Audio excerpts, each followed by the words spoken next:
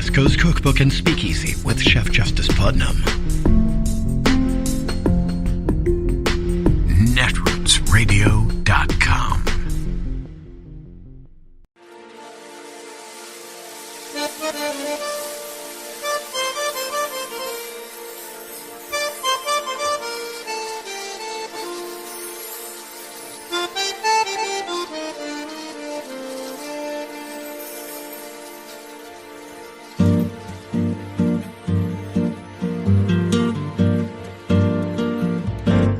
Je voudrais du soleil vert, des dentelles et des théières, des photos de bord de mer, dans mon jardin d'hiver. Je voudrais de la lumière, comme en Nouvelle-Angleterre. Je veux changer d'atmosphère, dans mon jardin d'hiver. Ma fleur sous la pluie de novembre, tes mains qui courent, je n'en peux plus de t'attendre. Les années passent, il est loin, là je tombe. Nul ne peut nous entendre. Je voudrais du Fred Astaire, revoir un latte. There are big attacks on free speech in the First Amendment emanating from the right, from Republican politicians, and it's not just talk or commercials or politicking. We want to show you right now, as promised, how this is really working in the real world. And then you can make up your own mind about whether these kind of attacks on books or free speech are good for America. Take Governor DeSantis in Florida. They've done book bans. They have MAGA vigilantes who now are trying to police libraries and classrooms. There's a right-wing group in one Florida county that says they want to go woke busters and rat out any offensive schools that they say are being presented to children. The group also is now saying that they think they won after pressuring one public library to remove a display which featured books about LGBTQ history. DeSantis, for his part, is basically giving comfort to this. Now, you can't blame one politician for everything that happens in their state, even if they set a tone, but you can see how he continues to double down on censorship in schools and colleges. Use of higher education under this view is to impose ideological conformity, to try to promote political activism. We are also going to eliminate all DEI and CRT bureaucracies in the state of Florida. No funding, and that will wither on the vine. Give students the foundation so that they can think for themselves. You can hear the Orwellian doublespeak there, talking about thinking for yourself while taking away materials that you might read and review and make up your own mind about. Teachers in 2 counties now have been told to remove or wrap up, that is to say, censor books in classrooms until they go through this government vetting. A 3rd grade teacher speaking out in a column that her school has a media monitor required by law to vet thousands of books. The teacher had to wrap the books in caution tape, wiping the shelves bare. You can see what's going on. This is not a movie. This is not a dystopian novel. This is Ron DeSantis' Florida. She's asking, where are our books? The teacher who wrote that very piece, Andrea Phillips, is our special guest on The Beat tonight, and we're also joined by New York Times columnist Michelle Goldberg.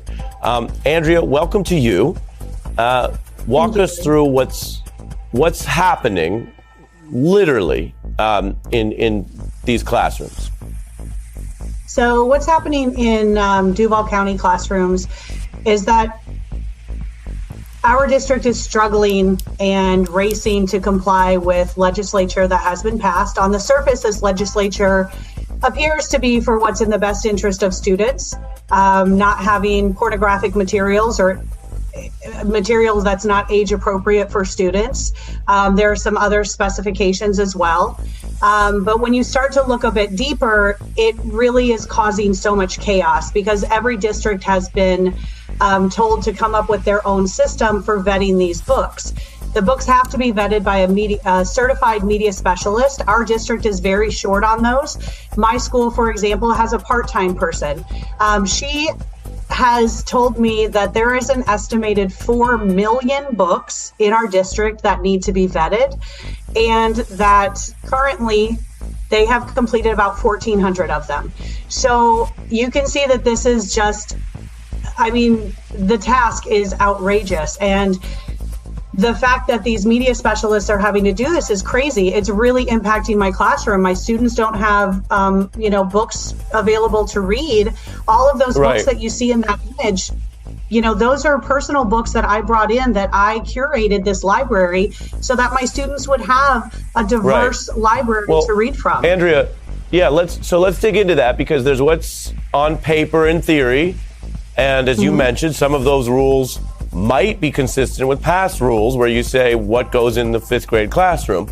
But then there's what's actually happening, which is, it sounds like in practice, it is just taking books out of commission, and it seems to be erring on the side of the books that Governor DeSantis, as a personal political matter, is more against. Do you feel like this is becoming a thumb on the scale in what's available to your students?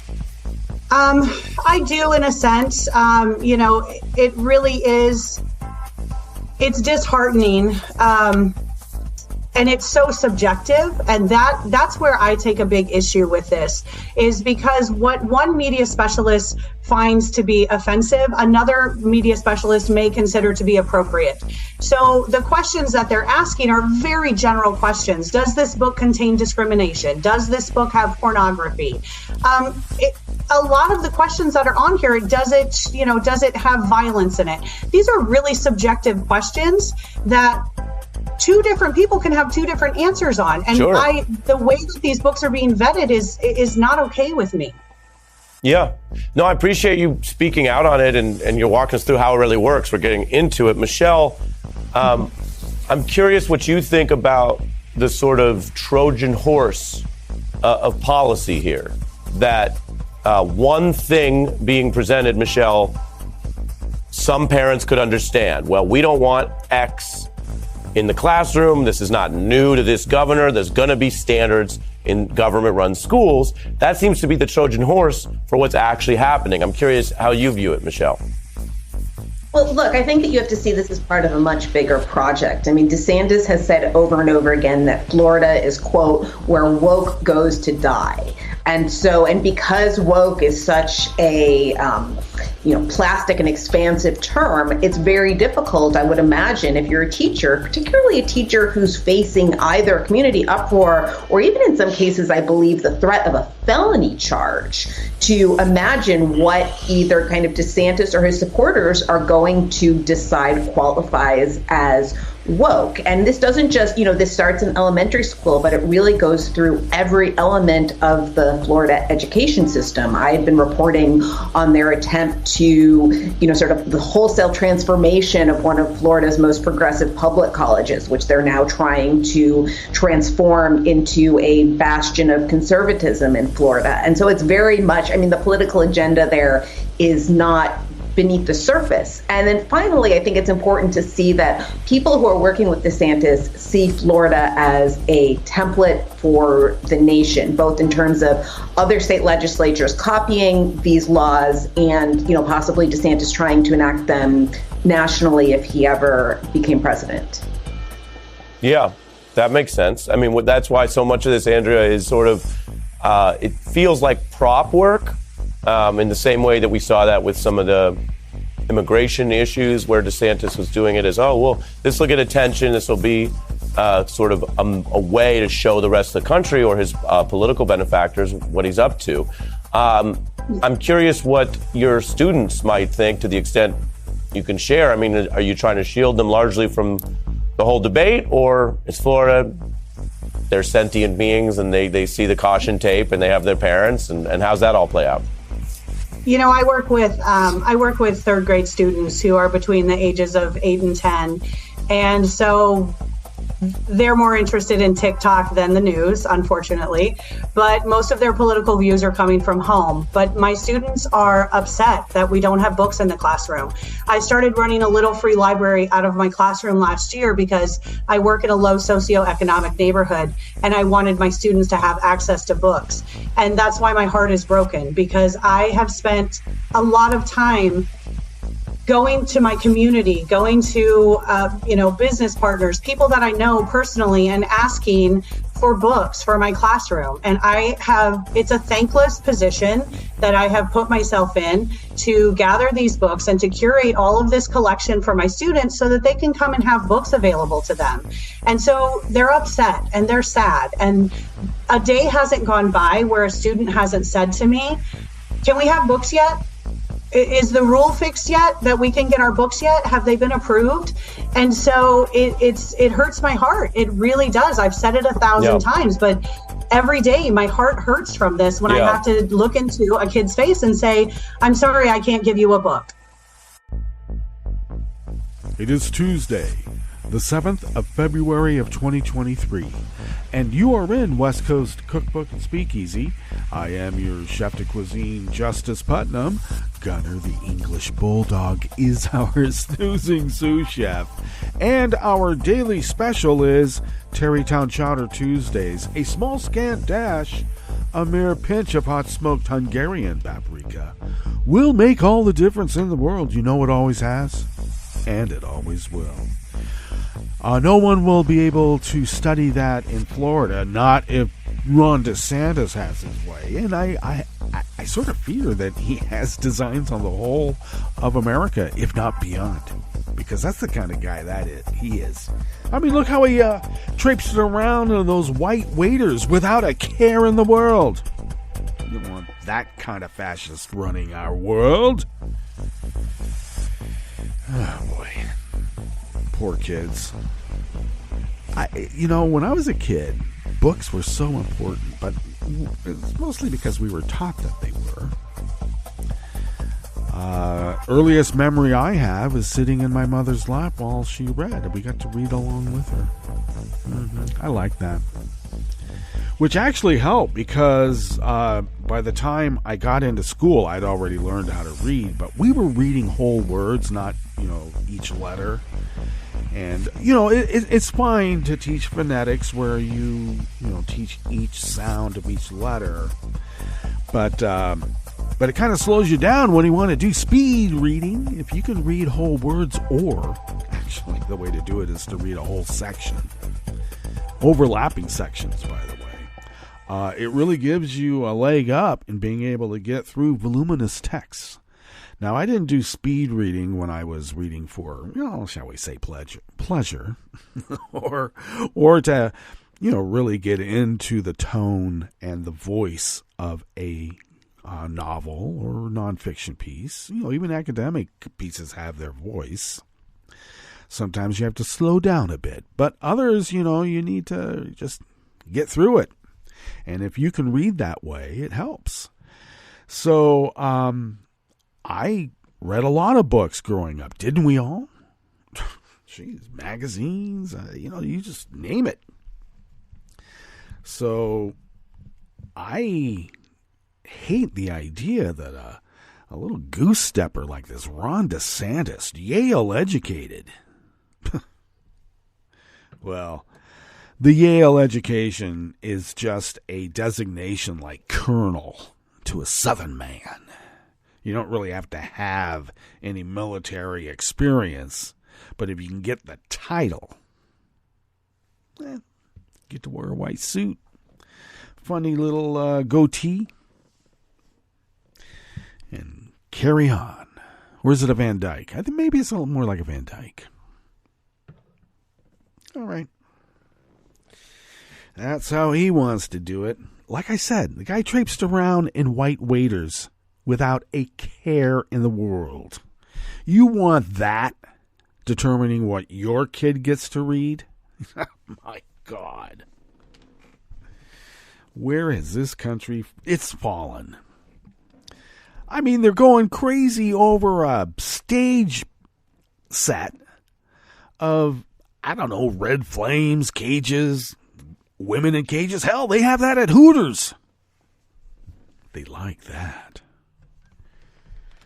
Yeah. It's evil. Give me a break. You're watching a cartoon, buddy. It's not hell. Well, it looks to me suspiciously like Dante's levels of hell. I don't think that has anything to do with the Bible. I don't know how it got conflated that Dante's levels of hell somehow became the Bible. This is what hell is like. Even as a little kid, I always thought hell was like if you're falling into a star. That's not going to be any fun. Or if you're living in a world of lava. Eee. I just figured it was some sort of, I don't know, genetic memory. I was a kid. Okay. Do those things exist? I don't know. But heaven, what's heaven? I don't know. Floating in the vast, cold, icy expanse of space? Jeez. Versus hellfire in a sun? Big choice. Really big choice. I don't know if one's better than the other. Can't figure it out. That's why I like it here. We're sort of like in purgatory, you know?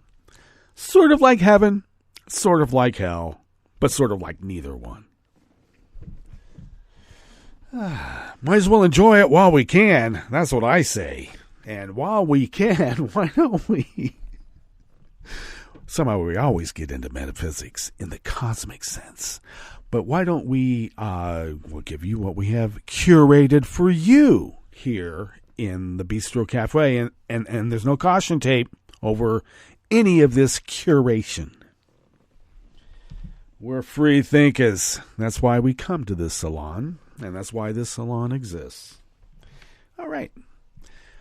Here in the Bistro Cafe, as we begin on this fabulous Tarrytown Chowder Tuesdays, 146 New York City police committed misconduct in the 2020 George Floyd protests. Okay. Yeah, we can just let that go on. 146. It's like they're almost, I don't know, that's almost a platoon. Strict changes in the legal sizes for New England lobsters could protect the population, which is the intention of being strict about their legal sizes. And review of Biden's legislative and policy successes over united GOP opposition shows why he's the most successful president since FDR. Now, if the media would report it, they all say he has a messaging problem. Yeah, you're the ones that won't take the message and tell people about it. Come on. After the break, we move to the chef's table, where China apologized to Costa Rica for a balloon that flew over its territory between Thursday and yesterday, Monday. And Vice President Harris highlighted $4.2 billion in private sector investment in Central America. All that and more on West Coast Cookbook and Speakeasy. Bon appetit.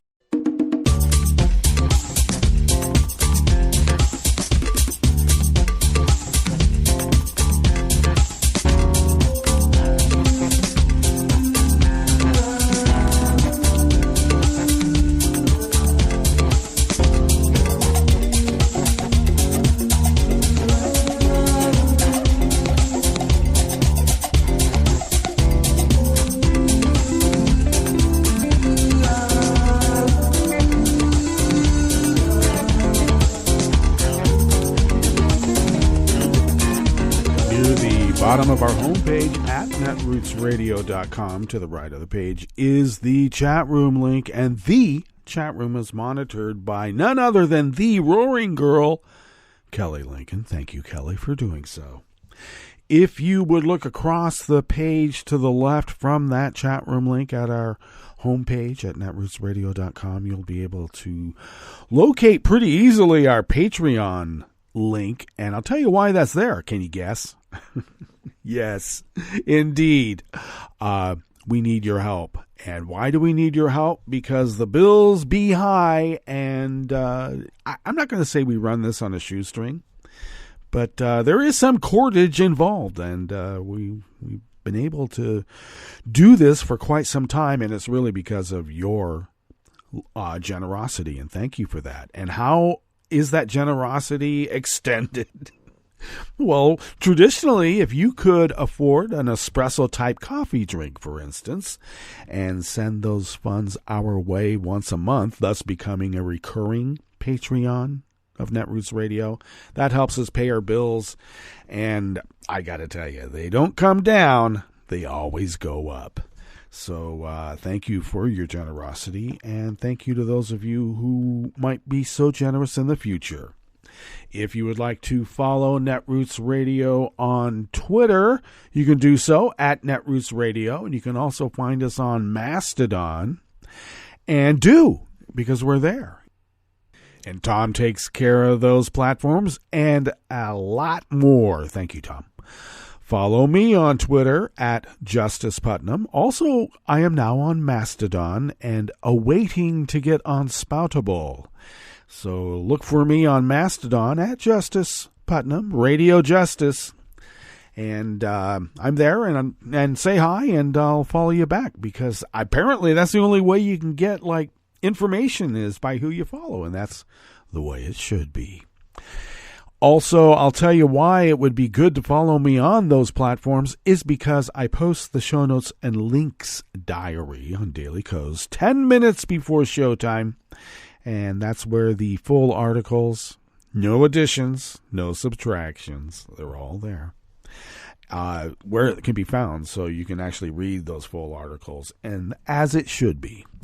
You can also follow the show on Twitter at Cookbook West. I suppose I should open up a Mastodon account for the show. I should. Oh, well. We'll see. In time, because it takes time. And we don't have much of it when we're so busy, not only here at Netroots Radio, but also in what people call real life. And I have an elderly mother to care for, and an even more elderly father who has learned to FaceTime, and so we're doing it. Okay. All right. And if you could also, most importantly, pick up podcasts by way of Spreaker, Stitcher, TuneIn, iHeart, YouTube, iTunes, and wherever podcasts can be found, that would be lovely and wonderful, and thank you. All right. This first offering here in the Bistro Cafe is by Dave Collins out of the Associated Press. Nearly 150, wait a second.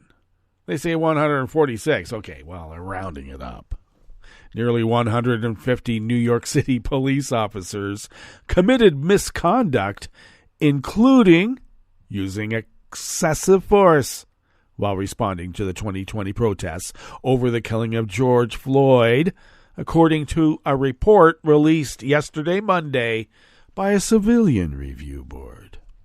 The city's Civilian Complaint Review Board, or the CCRB, also found that many officers disciplined by the police department received punishment that was less than the panel recommended, and in some cases, officers found to have committed misconduct were not disciplined at all. Well, there were so many. Investigations into more than 600 complaints about police misconduct during the protests had to be closed because officers could not be identified. In many cases, that was because police purposely wore mourning bands over their badges, or refused to provide their names, or because the department failed to track where the officers were deployed. The board received 321 complaints during the protests that were determined to be within its jurisdiction, and 226 were investigated. The document describes, for example, police actions during one protest in Brooklyn on May 30th of 2020 that drew numerous complaints. An officer drove a police vehicle into the crowd and knocked protesters to the ground. Another officer pulled down a demonstrator's coronavirus protecting mask and pepper sprayed him in the face. On the Brooklyn Bridge that day, officers tackled protesters and hit them in the head with batons. The panel substantiated 269 allegations of misconduct against 146 officers, including 140 allegations of excessive force and 72 claims of abuse of authority, including officers refusing to provide their names or obstructing their badges. The allegations that were sustained included 34 for improperly striking people with batons and 28 for improperly using pepper spray.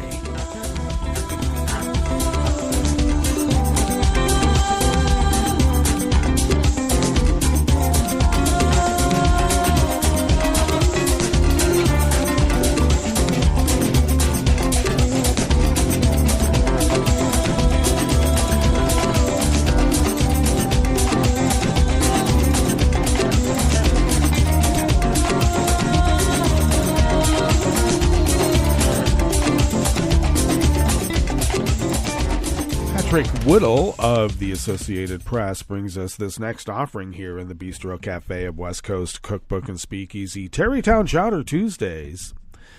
The rules about the minimum and maximum sizes of lobsters that can be trapped off New England could soon become stricter, potentially bringing big changes to one of the most valuable seafood industries in the country. Fishers are required to measure lobsters from eyes to tail and must throw back the crustaceans if they're too large or too small. The rules, which can vary slightly based on fishing grounds, are intended to maintain a breeding population of the lobsters in key areas such as the Gulf of Maine and Georges Bank. The regulatory Atlantic States Marine Fisheries Commission is considering changing the standards by a fraction of an inch in some of the fishing grounds. The commission said it's considering the changes because of a worrisome lack of baby lobsters growing off New England. The changes would arrive at a time when the lobster industry is experiencing record highs in both catch and value. The consumers are paying more for lobsters, already a premium product, than they were even just a few years ago. The industry is also challenged by warming oceans and new fishing rules designed to protect rare whales. Recent surveys show declining levels of young lobsters are a concern for the future of the fishery. Those numbers were declining, said Caitlin Starks, a senior fishery management plan coordinator for the commission. The levels of new lobsters recruiting into the fishery were particularly low, and there was concern that was going to foreshadow decline. Well, if you can't recruit those little fingerlings, where are they going to go? The commission is soliciting public comment on the proposal and plans to hold public hearings about it in March, Stark said. The changes could affect lobster fishers from Maine to the waters off southern New England, and the hearings will be held in those places. The size of the U.S. lobster catch has increased dramatically in the last 15 years. The catch in Maine, which is by far the largest producer of lobsters, is typically more than 100 million pounds per year. Fishermen had never even eclipsed 80 million pounds in a single year as recently as 2008, but the population of lobsters off southern New England has crashed. I wonder why.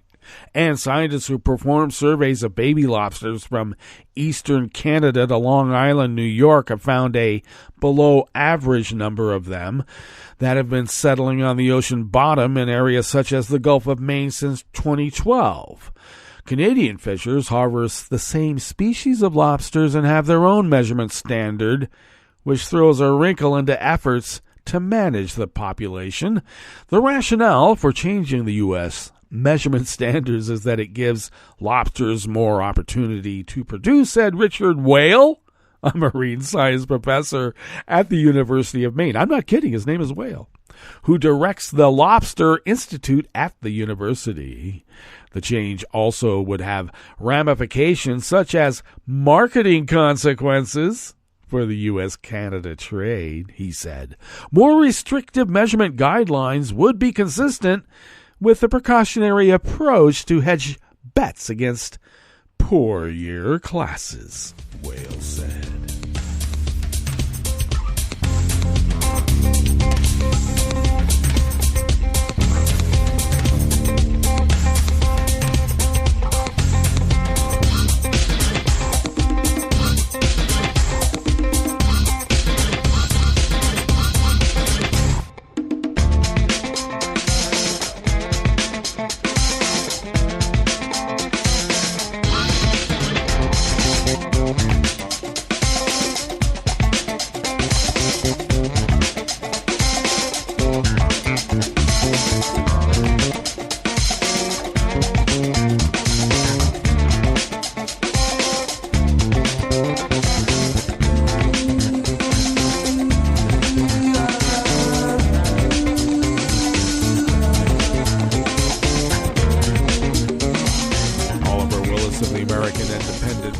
This final offering here in the Bistro Cafe of West Coast Cookbook and Speakeasy.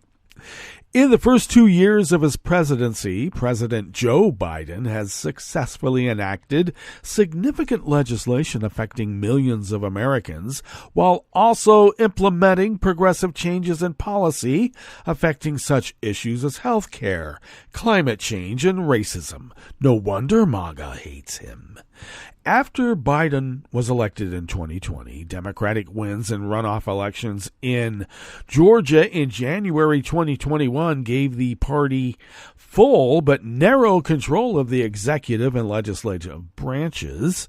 Vice President Kamala Harris became the tie-breaking vote in an equally divided Senate. However, Democrats remained unable to reach the 60 votes needed for most legislation to pass in the chamber. Despite those headwinds, Biden and congressional Democrats were able to pass two key pieces of legislation: the American Rescue Plan and the Inflation Reduction Act, using the reconciliation process available to advance bills primarily focused on taxes and spending. The two laws represent over $2 trillion in direct spending and tax incentives.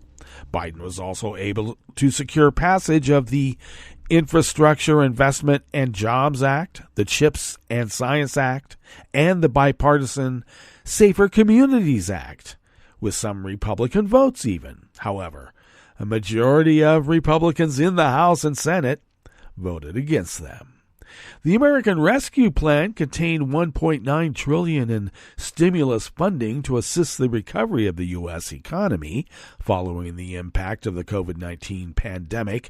Biden signed it into law on March 11th of 2021, less than 2 months after he was sworn in. $350 billion that was sent to states has been used to pay essential workers, assist nonprofits, extend Medicaid, assist fire protection, upgrade water infrastructure, fund police departments, and provide grants for small businesses. The key provision of the plan expanded the child tax credit, sending direct monthly payments to qualified families for each child. Since the implementation of the plan, the unemployment rate has gone from 6.3% in January of 2021 to 3.4% in January of 2023, the lowest rate since 1969. And since Biden took office, over 10.7 million jobs have been added to the U.S. economy. Now, if people only knew about that. Is there a messaging problem? I'll be beating this for quite a while, okay? Yes, there's no doubt the Biden administration has a messaging problem because the media just will not relay the message. I'm sorry, but that's the way it is. All right, let us get to our break. Oh, there's much more to this article by Oliver Willis, so do check it out in the show notes and links diary. And now let us get to our break, and when we get back from that break, we will go through weather from around the world, and we will finish up with the stories that we have curated for you today. You are listening to West Coast Cookbook and Speakeasy, and we will be right back. You are listening to netrootsradio.com. Please hang up and try again.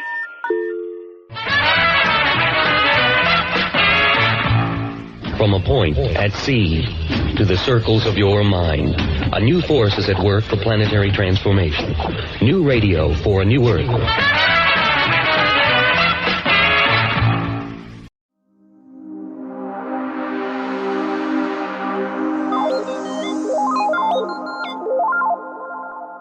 This is Jeff Delvisio, Chief Multimedia Editor here at Scientific American.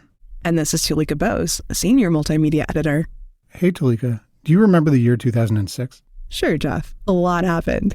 The existence of dark matter was confirmed. The missing link between a fish and stuff with 4 legs, a fossil of a creature called Tiktaalik, was found. Twitter launched. But Pluto also lost its planetary status. Oh, poor dwarf Pluto. And we also lost crocodile hunter Steve Irwin. A moment of silence. Yeah. And everyone believed that drinking wine would help you live longer. Do you remember? Resveratrol. Right. Yeah, and everyone also believed that our newly launched podcast, 60 Second Science, would stay 60 seconds. Well. But over those 15 plus years and thousands of episodes of our beloved science podcast later, it became very clear that 60 Second Science wasn't actually going to stay 60 seconds. And of those 3,000 plus episodes, how many of them were actually 60 seconds? You know, I'm not sure, but I think we started to slide in the mid-2010s. Yeah, that's the number one piece of feedback I get from everyone who listens to the show and loves it. Your show is in 60 seconds. It's a lie. Including someone who's going to write for us who listened to it on their school bus. Wow. Well, in their honor, we're not going to live the lie anymore. No more. So because of that, we're going to be correcting the serial error in a big way. It's a new era in Scientific American podcast history. Einstein might have written for us back in the 1950s. But you don't have to be an Einstein to listen to this podcast. It's a science pod for everyone. We'll be expanding our hosts, our coverage, and most importantly, the space-time continuum of this podcast.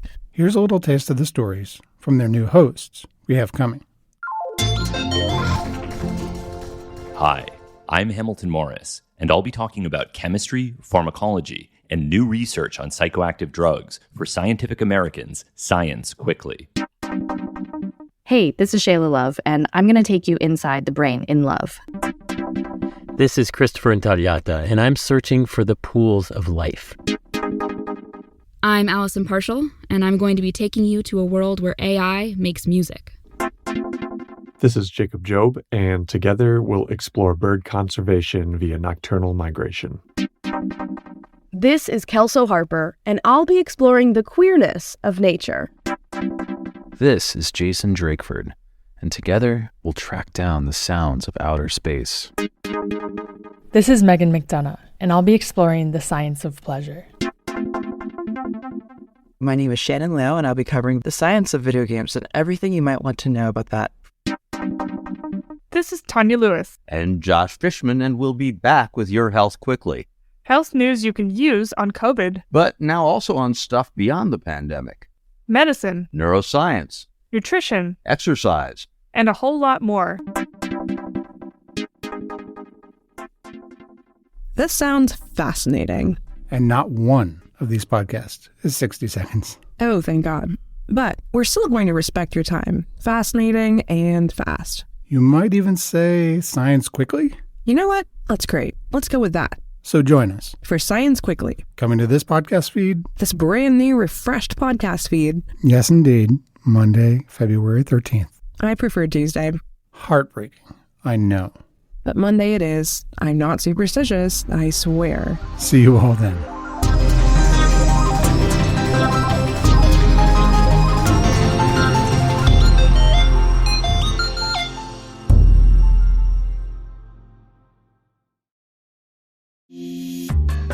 This program is presented by the Centers for Disease Control and Prevention.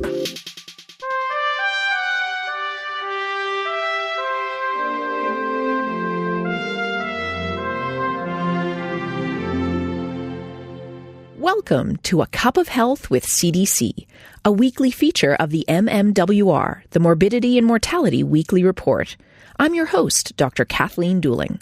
From a very young age, we're encouraged to eat fruits and vegetables. Unfortunately, many Americans are not getting the message. Dr. Seung-Hee Lee Kwon is with CDC's National Center for Chronic Disease Prevention and Health Promotion. She's joining us today to discuss the importance of eating enough fruits and vegetables. Welcome to the show, Seung-Hee. Thank you for having me.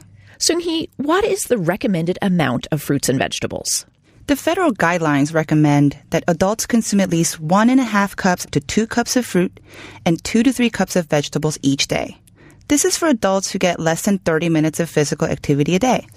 Adults who are more physically active need more calories and thus should be eating more fruits and vegetables. 1 cup is about 12 strawberries or 1 large tomato. How many people consume the recommended amount of fruits and vegetables? We found that very few adults are getting enough fruits and vegetables. Just 12% are eating the recommended amount of fruits, and less than 1 in 10 eat enough vegetables. And consumption is lower among men, young adults, and adults living in poverty. Why is eating a diet rich in fruits and vegetables so important? Eating a diet rich in fruits and vegetables can help with 3 things. 1, it can reduce the risk of many leading causes of illness and deaths, such as heart disease, type 2 diabetes, some cancers, and even obesity. It can also add important nutrients that are commonly missing in Americans' diet. And it can help with weight management if adults consume fruits and vegetables instead of other calorie-dense foods. How can we meet the recommended daily intake of fruits and vegetables?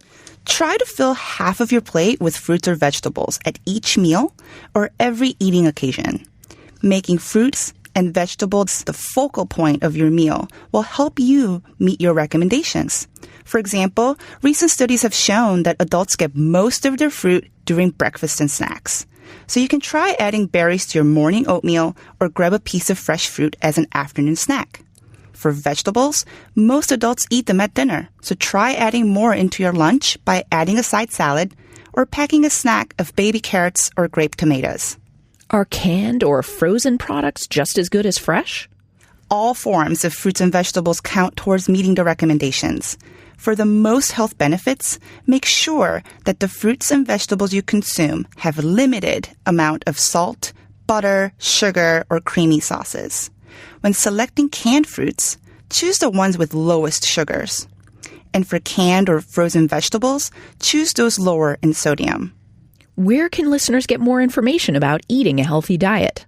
Listeners can go to cdc.gov/nutrition or choosemyplate.gov. Thanks, Seung-Hee. I've been talking today with Seung-Hee Lee Kwon about the importance of eating a healthy diet. Eating a diet rich in fruits and vegetables can help reduce the risk of many leading causes of illness and death and add important nutrients to your diet. Make sure you're eating enough. Until next time, be well. This is Dr. Kathleen Dooling for A Cup of Health with CDC. For the most accurate health information, visit cdc.gov or call 1-800-CDC-INFO. This program is presented by the Centers for Disease Control and Prevention. Arthritis is common among veterans. Traumatic and overuse injuries during active duty are risk factors for developing arthritis. Fortunately, there are low-cost or no-cost strategies that can help veterans manage arthritis. Physical activity can reduce pain and improve function. It can also help improve mood and play a role in managing other chronic conditions, such as heart disease, diabetes, and obesity. You can do low-impact activities, such as walking, biking, swimming, and water aerobics, all good forms of exercise. Arthritis-specific classes can help you get started. Information on classes, exercise programs, and tools are available at cdc.gov/arthritis. These resources can help reduce pain and improve function. Learning self-management techniques can help all veterans become more active, improve their overall quality of life, and thrive. For the most accurate health information, visit cdc.gov or call 1-800-CDC-INFO. This is the story of a very special woman. In a matter of seconds, she turned herself into a great mathematician or an entrepreneur. Her knowledge was limitless and still is. She could also make monsters disappear, especially those that lurked in the shadows under the bed. Once, this woman put back together a teenage girl's broken heart, which had been shattered in 1,000 pieces, just by giving her a bear hug. She masqueraded as a regular person at work, but as a superhero at home. Everyone knows her as Gabriella. I still call her Mom. Your hero needs you now, and AARP is here to help. Find the care guides you need to help, complete with tips and resources at aarp.org/caregiving. A public service announcement brought to you by AARP and the Ad Council. Hi, it's Tom. Could we humbly suggest your donation to netrootsradio.com? All we've got to run this 24-hour powerhouse of progressive resistance radio is what comes out of our own wallets. And you are our biggest donor. And it doesn't take much, $3, $5. Just go to the bottom of our netrootsradio.com page and hit our secure donate button. Heck, you can even make a recurring contribution. So donate what you'd like at the bottom of our netrootsradio.com's homepage. Because you are our biggest donor. netrootsradio.com. Together, we are Resistance Radio.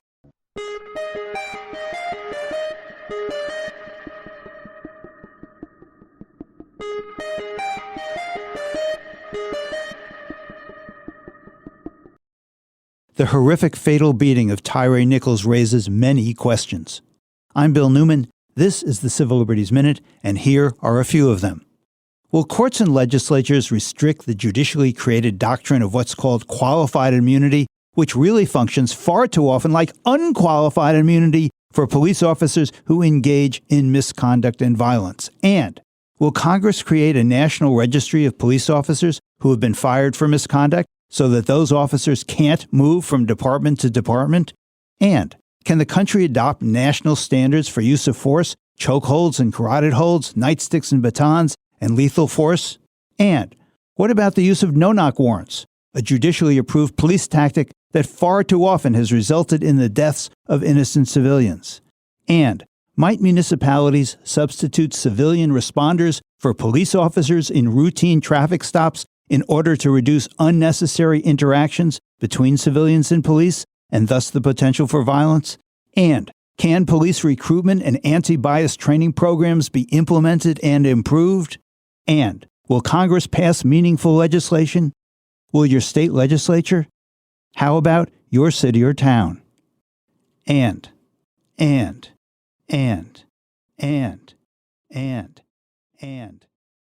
Civil Liberties Minute is made possible by the ACLU, because freedom can't protect itself. I'm Rick Smith, and this is Labor History in 2. On this day in labor history, the year was 2008. That evening at 7:15 p.m., an explosion rocked the city of Wentworth just outside Savannah, Georgia. An explosion had gone off at Imperial Sugar. Highly combustible sugar dust had ignited. 8 people died at the scene, while later, 6 more workers succumbed to their injuries at a regional burn center. The explosion left dozens more injured. The sugar refinery and packaging plant had operated since 1970. It was one of the largest refineries in the United States. The company had been warned for decades about the dangers of sugar dust. Yet the dust collection system was undersized and in disrepair. The building materials at the plant were outdated and added fuel to the fire. Worse, as many as 40 workers were not trained on how to evacuate in an emergency. Once the fire started, it burned quickly. The inferno reached temperatures of 4,000 degrees Fahrenheit.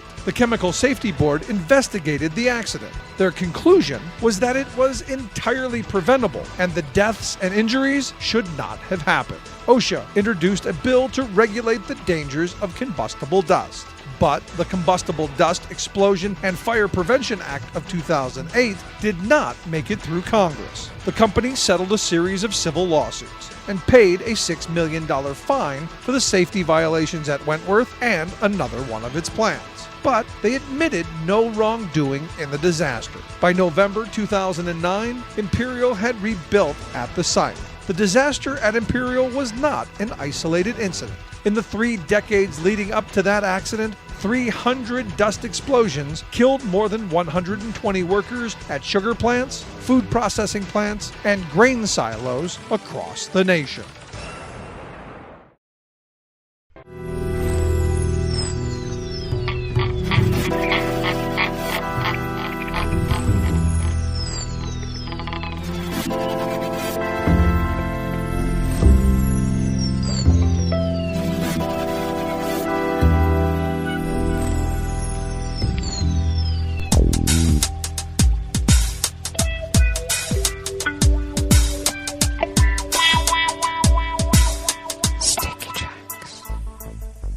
Thank you for accompanying us here to the Chef's Table at West Coast Cookbook and Speakeasy, Tarrytown, Chowder Tuesdays. We always begin weather from around the world along the banks of the Rogue River, in the Rogue River Valley of Southern Oregon on the west coast of the continental United States of America, where it is currently 33 degrees Fahrenheit, expecting a high in the upper 40s. Rain showers this morning with mostly cloudy conditions during the afternoon. We also have foggy conditions currently. Looks like we'll have about a little less than a quarter inch coming down today. Mostly cloudy overnight. Lows in the mid-30s, winds light and variable. And then considerable clouds early tomorrow. Some decrease in clouds later in the day with highs near 55 degrees, winds light and variable. Pollen remains rated none here in the town of Rogue River. The air quality index for the region is in the good range at 18 parts per million, and the daytime UV index is low at level 2. Barometric pressure is falling at 30.44 inches. Visibility is at a quarter mile, and relative humidity is at 100%. Weather from around the world is brought to you by a crowd of crowdsourced weather stations that a crowd crowdsources from around the world. London is 48 degrees and sunny. Paris is 44 degrees and sunny. Rome is 50 and fair. Kyiv is 26 degrees and mostly cloudy. Kabul is 27 and partly cloudy. Hong Kong is 68 and partly cloudy. Tokyo is 50 degrees and cloudy. Sydney, Australia is 72 and partly cloudy. San Francisco, California is 48 degrees and fair. And New York, New York is 38 degrees Fahrenheit and fair. And that is weather from around the world, brought to you by a crowd of crowdsourced weather stations that a crowd crowdsources from around the world.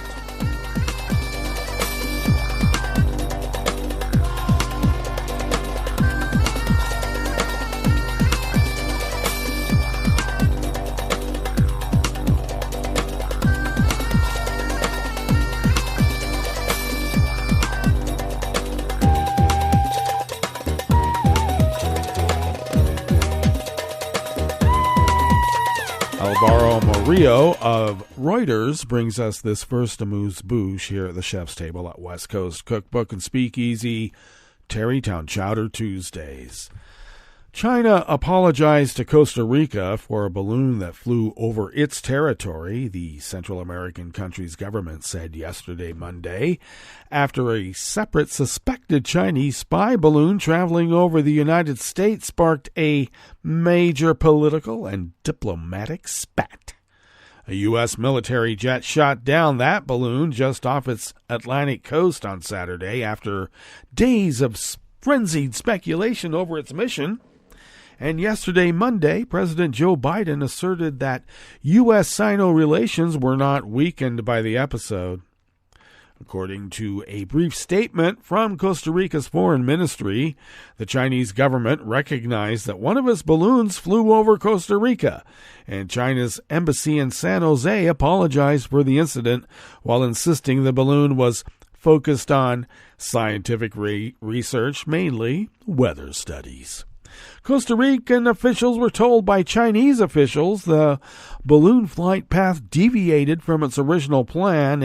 It had a limited ability to correct the error, according to the statement.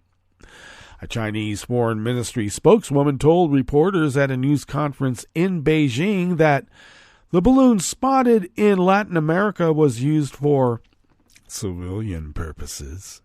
On Sunday, the head of Costa Rica's Civil Aviation Agency said local officials had received reports of a balloon flying over the country last Thursday after Colombia's military issued a statement on Saturday saying it had sighted an object similar to a balloon over its territory a day earlier. Planes were notified at the time, but no further action was taken, according to the Civil Aviation Director.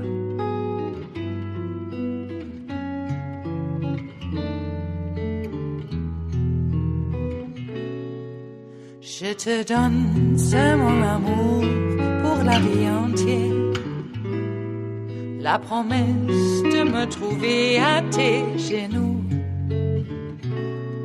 Aussitôt que tu m'appelles, rester toujours fidèle. C'est tout, c'est tout. Je te donne tous mes printemps, mes étés de mer. Mes automnes, quand les feuilles tombent partout.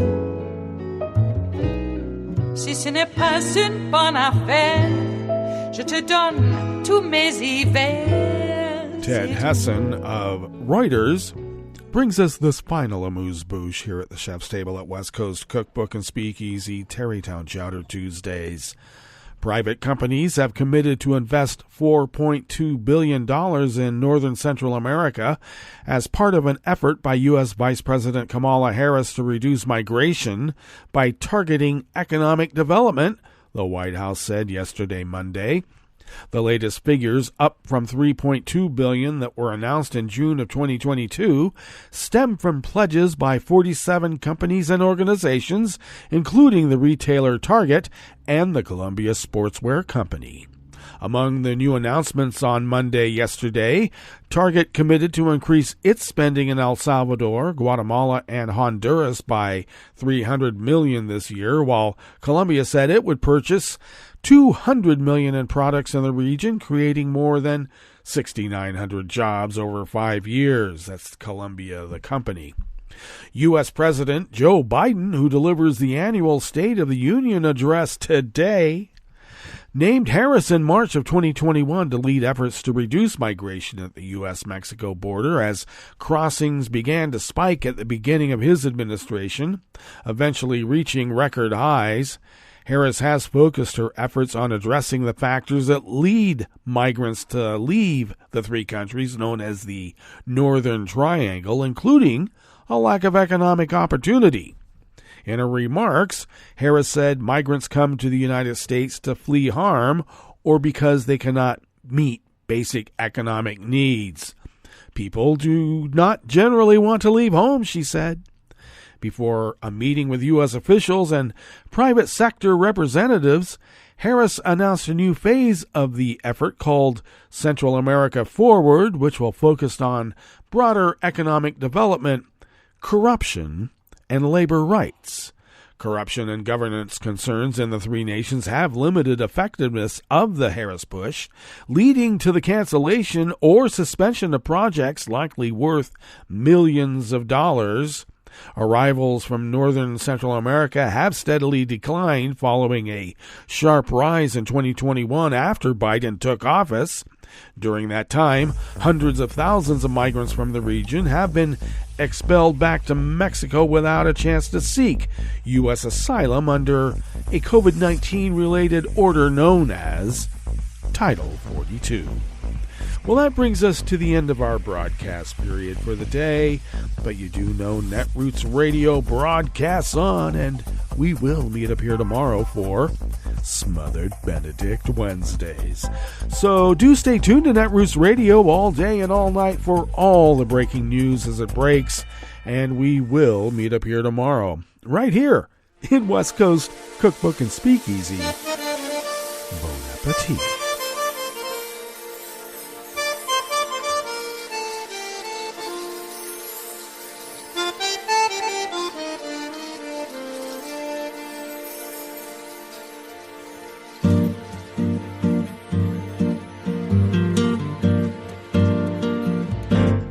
Je voudrais du soleil vert, des dentelles et des théières, des photos de bord de mer, dans mon jardin d'hiver. Je voudrais de la lumière, comme en Nouvelle-Angleterre. Je veux changer d'atmosphère, dans mon jardin d'hiver. À fleurs, sous la pluie de novembre, tes mains qui courent, je n'en peux plus de t'attendre. Les années passent, qu'il est loin, là je tombe. Nul ne peut nous entendre. Je voudrais du Fred Astaire, revoir un latte Goël. Je voudrais toujours te plaire dans mon jardin d'hiver. Je veux déjeuner par terre, comme au long de golfe clair, t'embrasser les yeux ouverts dans mon jardin d'hiver.